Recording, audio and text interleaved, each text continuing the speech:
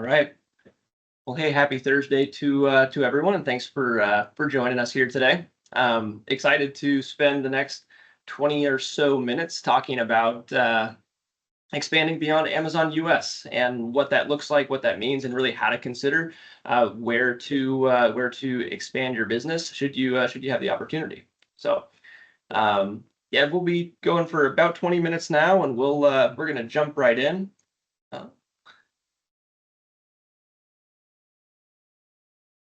Very good. So for those of you who don't know me, my name's Chris Gray. I'm the CEO of Brandwoven, and ultimately we are a sales management firm that focuses on marketplace, whether it be Amazon, Amazon International, Walmart, Target, and others. That is really what we do.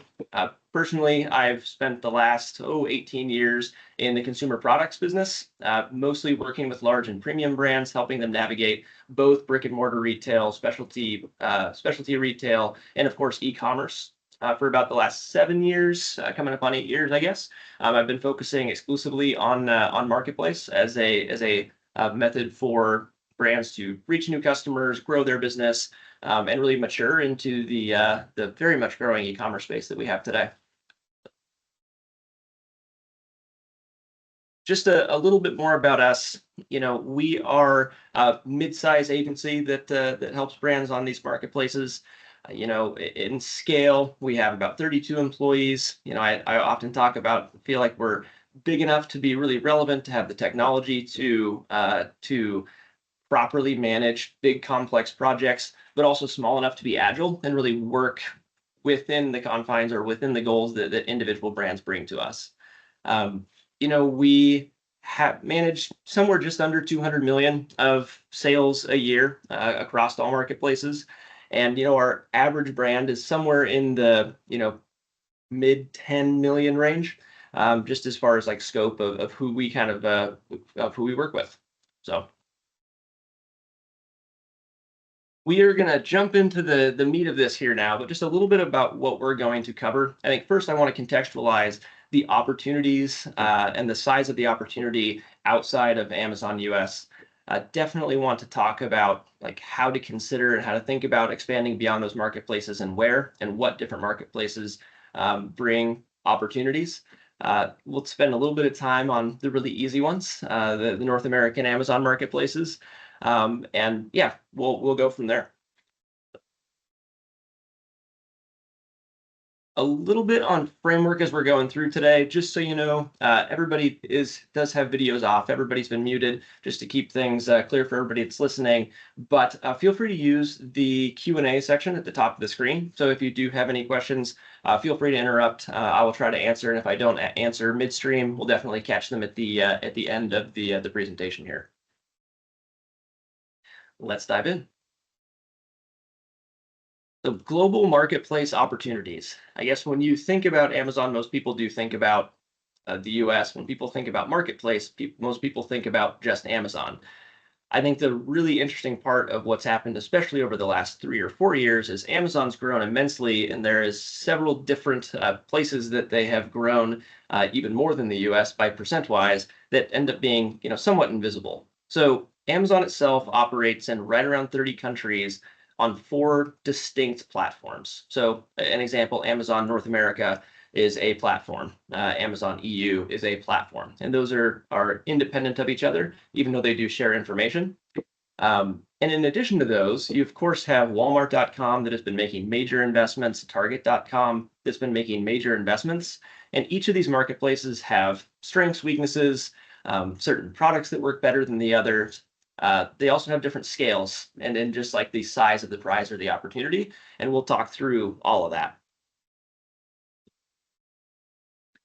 I've put together a little graph. So this is based on 2023 estimated total e-commerce sales in the US. So this is US only, but you can see Amazon of total e-commerce is just over 35%. It's like 37.6% is the estimate there, dwarfing any other single channel. Walmart coming in at right around 5%, Apple on the list, eBay, kind of a long neglected platform, is still on that list as one of the major contributors, as well as Target. All other channels being D2C, every other website that's out there is still making up, a good portion of the business. But you can find, the better part of 50% of all e-commerce sales going through those five platforms in Amazon, Walmart, Apple, eBay, and Target.com. So obviously, Amazon's the juggernaut. I don't think that's a surprise to anybody, but I would be surprised if Walmart doesn't continue to grow on this scale in 2024 when we get final numbers, and as well as into 2025 and through 2030. So the scale of Amazon. So kind of an interesting way to approach this when we're talking about expansion is, of course, there's other marketplaces, Walmart, Target. There's also where would I go within the Amazon ecosystem. 70% of the sales are still occurring in the US, which I think is an interesting number for two reasons. One, a lot of people say, hey, that's actually not as high as I thought it would be, meaning that there's 30% of their total sales opportunity actually does happen outside the US. Of that, Germany is the next largest market with about 7%. And on down from there, UK, Japan, other big markets that they're serving. Super interesting to note, there is 180 million users in the EU, and that's been reported as going up. I've heard some things saying it's going to be over 200 when quarterly earnings come out, and they will likely announce that. But lots of users in and throughout the EU. But as you can see, every individual EU market making up a pretty small piece of the pie. So I think, starting with scale is important, just to say, hey, this is kind of the opportunities that sit out there. This is what you might expect if you're just indexing to those different marketplaces from a growth perspective. But I really do want to dive into deciding how and where to expand, because I think that is the key to successful expansion, is not saying, okay, the next biggest marketplace is Walmart or Germany or another. It's saying, what does my brand need, and where can I go with the most impact with the least effort, because a lot of these are pretty challenging to manage. So on that note, before we go into the in-depth piece, I do want to talk about easy first steps. So first and foremost, if you're on Amazon, and we're talking about Amazon expansion for just a second, if you're on Amazon Vendor Central, they are offering your products to other markets worldwide. So I think that's something that's not often known amongst DC customers, unless you have very specific contractual language, which I've personally only seen once, and it took 8 months to get through with Amazon. Amazon reserves the right in your operating agreement that they are able to export and sell your products to other marketplaces. So you will see your products offered in Canada and Mexico, almost certainly. You will see it in the EU. You'll see it in Japan. Anywhere that Amazon recognizes demand, they will either offer it for export from the US, or those other marketplaces can actually buy it, take it in bulk, and take it into their DCs in the international marketplace. So if you're really worried about just having a presence in a different marketplace within Amazon, and you are a Vendor Central customer, super easy, because that's already intrinsically built into the agreements. On the Seller Central side, I think there's really two ways to approach Seller Central that are fairly easy and kind of push button things that you can do to at least get your product out there and offered. One is FBA export, and one is FBA remote fulfillment. So I won't go into them in detail, but in both situations, you can essentially click settings within the Seller Central account. In some cases, you just need to build the listing or transpose the listing into another market, and Amazon will take care of all of the movement of product into other marketplaces. FBA remote fulfillment is really for the North American network, sometimes called NARF. You'll see that out there quite a bit. But that's Canada, Mexico, in addition to US. FBA export reaches, EU and other marketplaces. When I should say, FBA remote fulfillment recently expanded to allow Brazil to be part of that as well, even though it's, yes, in South America. So those are just easy first steps. If you're thinking about, hey, should I do it? It's a way to test and learn. It's a way to dip your toe in the water. They are far and away not the most impactful ways to expand internationally, but they are a method to get your products distributed outside the US. I think moving on from there, I really think that when you're thinking about where to grow your business, there's a lot of questions to ask, because, as I said before, there's this huge impact of investment and time and money to expand to really any of these markets. As an agency owner, we are very motivated to grow our brands and to assist and help grow our brands. And if we think the best opportunity to do that is outside the U.S. markets or outside of Amazon, we're of course going to jump in and want to invest and help there. But there is a reality that we all have constraints. We have constraints in time, we have constraints in money. And so when we're working with a brand to decide where to go and how we're going to do it, there's a lot of considerations that come in.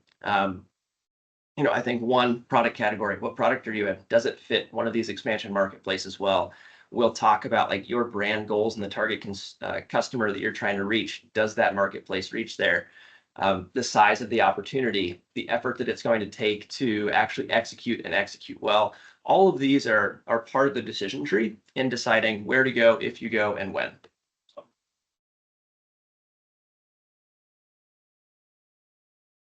On that same note, as I'm thinking about general rules of thumb, when we're talking about expansion into Walmart or expansion into Amazon EU in particular, if we're thinking about bringing a brand that we're already managing in Amazon US and taking them to Walmart.com, we're going to assume about 50% of the hours and effort that it takes to manage Amazon is going to be there to manage Walmart as well. Sometimes it's equal, and sometimes it actually takes more time to do the Walmart marketplace than Amazon US. But as a general rule of thumb, if we're already up and going, if we already have data and content ready to go on Amazon, we're still looking at a 50% increase in time just to add the Walmart marketplace. And if we're looking at the EU marketplace for Amazon, we're talking at least the same amount of time to manage Amazon US as to manage Amazon EU. We'll talk more about that later, but just to frame up the time investment and the money investment that it might take to expand, I think that's something to really keep in mind. So, as I said too, there are unique strengths and weaknesses to each of these different marketplaces, and I think that's something we really lean into to say, like, where do you have the opportunity to have a disproportional or an over-indexing opportunity in the marketplace? So if Walmart is on average 5% of the volume on Amazon, where can we find a place where it could be 10, 15, or 20? And that's a place that we're going to want to look first. So just really quickly, your product is definitely going to impact your marketplace of choice for expansion. Walmart, for instance, exceptional with grocery and CPG. That's actually one of the only areas that we see Walmart being really, really impactful for brands right now. Is by and large grocery and CPG. So they already have this massive consumer base. They have their Walmart Plus program that people are getting their groceries delivered, and that's all building into their e-commerce number as they're reporting that. So if you're grocery or CPG, potentially home and kitchen, they're all things that go really well. Oversized product also can do well on Amazon, or excuse me, Walmart, if it's a product that's in store. So all those are kind of strengths of Walmart that I would definitely lean into if you're the brand that has products in those categories. Where does Walmart not do well? Hard lines and generally premium products. They just don't have the customer base that's trusting them yet.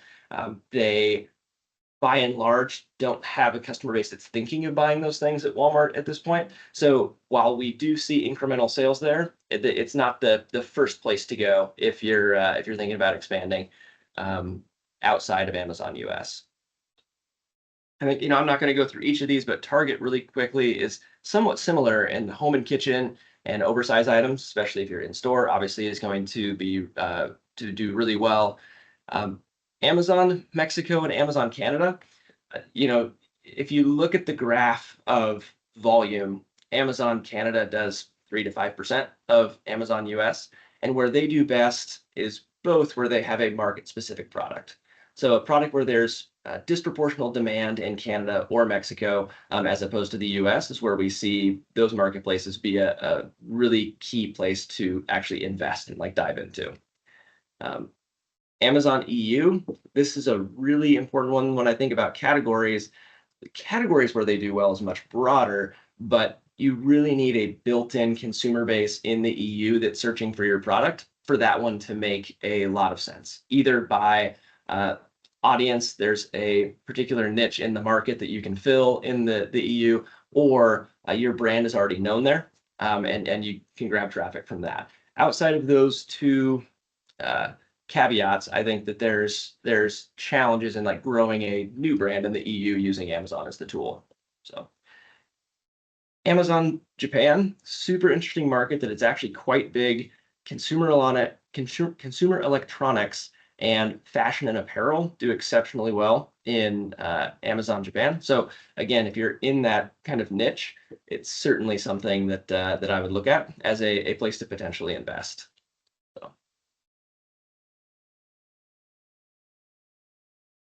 The other piece that we really work through with brands who are considering expansion is like considering audience and branding. So I think that there's a framework for saying what are we trying to get out of this marketplace. So are we trying to gain new consumers? Are we finding net new consumers on this marketplace? Are we meeting our consumers where they're already looking for our product? Does the marketplace reflect our brand and our level of quality to the level that we want to? I think finding the reason of why a marketplace is good for your specific brand is really important.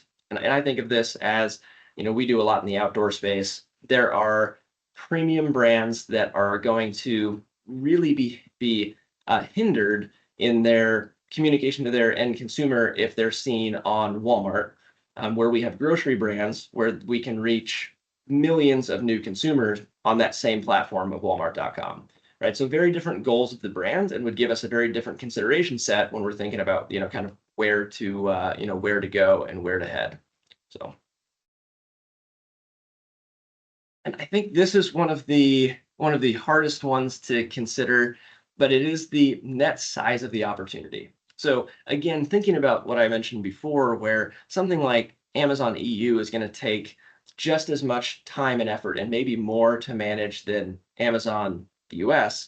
The question is, what is the scale of the business that I might expect there? So two examples, obviously really rudimentary in nature, but I just said, hey, here's a brand doing $30 million on Amazon as a benchmark and a brand doing $2 million on Amazon as a benchmark. And I just jotted down here the projected opportunity by marketplace, expansion marketplace, we'll call it that, if you're just indexing to the size of Amazon versus the size of Walmart. And I think this speaks to two things. One, something like Target.com for a $2 million brand, the juice might not be worth the squeeze if we think the overall opportunity might be only $50,000. And so I think that parlays with the bigger the brand, the more opportunity there is to expand and really invest what's needed to make it successful. And as your brand is really emerging on Amazon, you might say, hey, there's easier ways to go get an extra $500,000 or $750,000 as opposed to investing in marketplaces either overseas, Walmart, Target, sort of thing. The flip side of that is it articulates that it becomes really important to find a marketplace that suits your product, your customer, your business to where you can over-index based on these base ratios. So again, grocery brand is the easiest example for Walmart.com. If you're a $2 million grocery brand, Walmart might be able to do more than $425,000. That sort of thing. So I think that's just something to consider. Is like, hey, what is and if things are really humming, if things are going really really well, how big can this be? And I think that's a question to ask before you start investing in some new marketplaces. So. So that kind of takes me to we're going to do a quick walkthrough of the various marketplaces that we've talked about, kind of when to look to expand, when not to, what are their strengths and weaknesses, and we'll just jump into that. So it's kind of a quick hit chart for you to take a look at. We might need to pause for a second. Let me get some feedback on whether you can hear that in the background. We might be all right. Sorry, there's some background noise here that I want to make sure doesn't make it impossible to hear. All right. Sounds like it's all good. So considering multiple marketplaces, Walmart.com. So a couple things about Walmart. When to expand. First of all, if you have in-store placement with Walmart, you should absolutely be investing in and pushing Walmart.com. So almost every product that is in store is also online. It also gives you access to a lot of tools and help that makes it more efficient to actually run Walmart.com. So expand if you have any products in store at Walmart. The same will go for Target. That's a very valuable relationship to have when you are looking to expand online. And they're honestly pushing it really, really hard from the buyer perspective within the Walmart ecosystem. So there's more support for brands that are in store. And again, I've probably said this too much. Grocery and CPG, Walmart, that's where you want to be for certain. Things to avoid on Walmart. If you're a premium brand, that it's a big question mark, right? Do you want to put your brand out there, put in that effort where generally the consumer might not be natively searching for your stuff? So um, another quick thing about Walmart, they do have a 1P and a 3P methodology. So they have, the Walmart fulfillment services, very similar to Amazon FBA. They do have a 1P, like when your products are in store and you're actually working with a buyer. So getting into Walmart.com on a 3P basis is a little bit more challenging than Amazon. They have about 5% of the number of sellers that are on Amazon, and they have a much more strict guidelines for you getting in. You generally have to be a brand, you have to be a product that's distributed outside of just marketplace, things like that. So um, Walmart does probably present one of the bigger opportunities on the list because they're investing so heavily. They have pulled tons of people away from Amazon to help build their system. So it is hard to think about a brand as strong as Walmart, a brick and mortar business as strong as Walmart that has so many entrenched customers across the country not continuing to invest and riding this train. So they've been growing immensely and finding unique ways to do that over the last 3 to 5. And they're going to continue to do that. So they are one of the biggest opportunities to consider. And if you have the right product in the right category, it is one that is likely to grow big double digits year after year, similar to what Amazon did from, call it 2015 to 2020. So, that said, there are challenges with the platform. They are moving very, very fast. So it feels very unstable at times as far as just the overall engagement with the interface, managing things yourself. So expect it to be a little bit bumpy. Amazon has been that way for a long time. Walmart's, following kind of the same trajectory. So it's nothing that I guess in this industry are not used to, but it's something to be mentally prepared for that, hey, it's not going to be a perfect linear load your product, load your content, send in your inventory and it's selling beautifully. It definitely takes effort and there's going to be some bumps in the road. So Target, on the other hand, growing very aggressively in this space, but much more about can you get in as opposed to if you want to sell there. So similar to Walmart.com, if you're going to be in store, if you're already in store at Walmart, you should definitely be diving in on the online side. If you're not, Target's invite only. So there's no guarantee that you can get an invite. There's only about 1,500 to 2,000 sellers right now. So compare that to 1.2, 1.3 million on Amazon. So barrier to entry in gaining access to the platform is actually very high. And I think that's one of the advantages of that marketplace over time is that they are not letting the direct factory direct import products on their marketplace as much. They're looking for brands. They're trying to curate their selection a little bit more than either Walmart or Amazon. Amazon, most wide open. Walmart kind of in the middle. Target being very careful about what they do, which we've always seen that as a potential threat to Amazon is that the consumer stops trusting because there is so much just stuff on the platform, right? So really, really cool part about what they're doing and how they're approaching it a little bit differently. But that's also the biggest challenge, right? Becoming one of those sellers to be able to grow with the marketplace. So,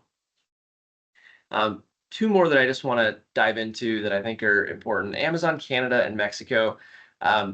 They're part of the Amazon North America platform. So when you think of managing those two, you're not having to go to a totally different platform. You have a lot of tools to integrate the US business to Canada and Mexico.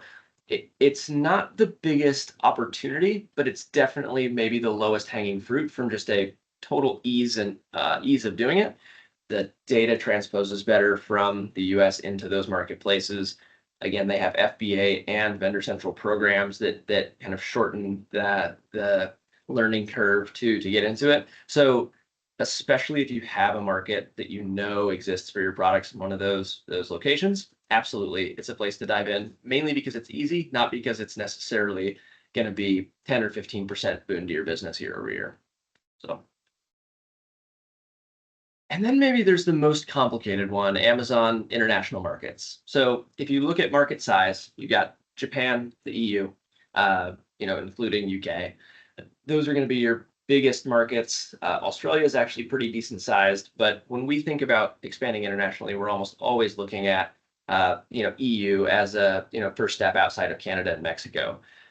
However, there are a lot of challenges of that marketplace. So you are dealing with a few different currencies. You're dealing with several different languages, and at the end of the day, you should think about managing each individual country somewhat separately. So going into the EU is not managing one Amazon account. You're managing nine, right? Nine in four different currencies. And so there is some complexity there. And if I'm not mistaken, there's six different languages, maybe seven different languages that ideally you'd be translating all of your content into. So huge lift from an effort to really brand it well, but also one of the biggest chunks of opportunity that's out there. Um, I think that there is a case to be made for a lot of small and medium-sized brands that approaching Amazon EU with a existing distributor makes a ton of sense. I think for most people that are not already selling in the EU, unless you have immense scale, Amazon would not be the first place that I try to dive into international business because of all the things I mentioned, plus regulatory and banking concerns that you have if you're trying to make that your primary method of selling in Europe. So I think there's a lot of caveats around the Amazon EU and Amazon Japan from an effort standpoint that you should consider. But again, they do have collectively a really big chunk, and they are growing. Their user base is growing really fast. And so as Amazon becomes more mainstream, it might prove to be the biggest opportunity over the next 2 to 3 years. So those are just some things to think about. Again, that's really what I wanted to go over today and just try to present a little bit of the framework for how we walk through and what we consider when we're working with a brand to expand. If you have any specific questions or just want to learn a little bit more about who we are and what we do, there's a QR code here. You've got all of our contact information. We'll shoot the recording out here after the call. So if you do have any questions, feel free to reach out. We'd love to help. Even if you're not working with us or not interested in working with us, give us a ring. Always fun to be able to help brands kind of decipher this a little bit messy space of expansion beyond Amazon US.